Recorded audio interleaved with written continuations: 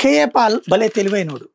ఆ మధ్యన కేంద్ర ప్రభుత్వం ఆ నిమిషా ప్రియ అనేటటువంటి కేరళ నర్సుకి సంబంధించినటువంటి వ్యవహారంలో ఏదైతే ఎంఎన్ వాళ్ళతో మాట్లాడుతూ ఉంటుంటే ఈయన దాన్ని బేస్ చేసేసుకుని వాళ్ళ పేరెంట్స్తో మాట్లాడేసి అయిపోయింది. వాళ్ళ బంధువులతో, వాళ్ళ భార్య, వాళ్ళ భర్త, పిల్లలతో మాట్లాడేసి నేను మాట్లాడేసాను, నేనే తీసుకొచ్చేస్తున్నాను, నేను వస్తా అమ్మాయిని ఎంట పెట్టుకొస్తాను, ఇట్లాగ రకరకాల ప్రచారం చేశారు.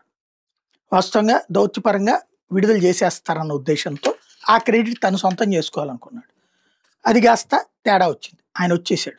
కానీ నిమిషప్రియకి సంబంధించి ఏం జరిగింది, కేంద్ర ప్రభుత్వం మాట్లాడితే ఉరి ఆగింది, మిగతాది నిదానంగా దౌత్యపరంగా ఎప్పుడో తీసుకుని రావడం చేస్తారు.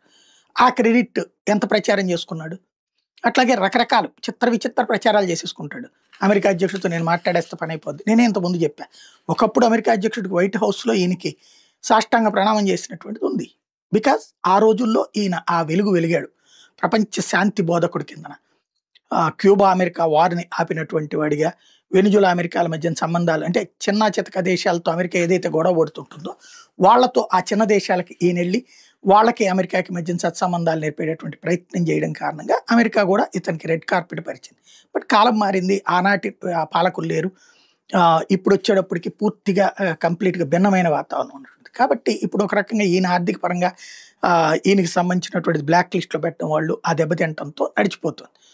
కానీ ఎవరో వెనకాల మాత్రం మంచి సోర్సే ఉన్నారు, ప్రచారం మాత్రం ఆయనే చేపిస్తున్నారు. ఇప్పుడు కేఏ పాల్ గారు ఏమంటారు, బీహార్ ఎన్నికల్లో అంటే ఈవీఎంల వల్లనే బీజేపీ గెలిచిందట. ఇది నెంబర్ 1 పాయింట్. ఈవీఎంలు ఉన్నంత వరకు బీజేపీ గెలుస్తూనే ఉంటుంది, ఇది నెంబర్ 2 పాయింట్. కానీ బీహార్లో ఆర్జేడీ గెలుస్తుంది, నెంబర్ 3 పాయింట్. అదెందుకు అంటే బీజేపీ ఏది తను ఈవీఎంల ద్వారా గెలవట్లేదని చెప్పడం కోసం ఆర్జేడీని గెలిపిస్తుంది. ఇది అంటే బీజేపీనే ఆర్జేడీని గెలిపిస్తుందట. ఇది ఆయన చెప్పుకొచ్చేది.